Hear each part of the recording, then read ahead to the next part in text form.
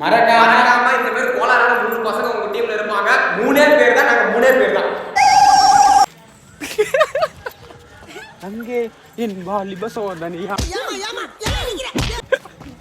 வா வா ஒரு போட்டோ.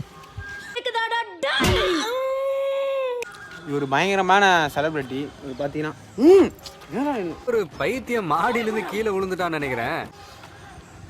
இவரு பண்ணாத காமெடி. இப்போ நார்மலா சும்மா ஜாலியா எடுத்தது. நான் இப்பயே சொல்றேன், கண்டிப்பா 3 பேர் தான் வந்திருக்கும். மரியாதை அப்புறம் ஒழுங்கு பண்ணி கொடுத்து என்ன கிளீன் பண்ணி மெசேஜ் பாருங்க. அப்படிலாம் ஒண்ணும் இல்ல.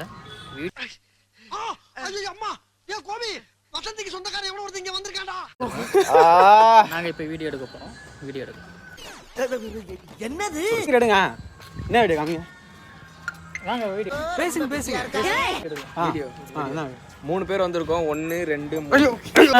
குழப்பமா இருக்குதா?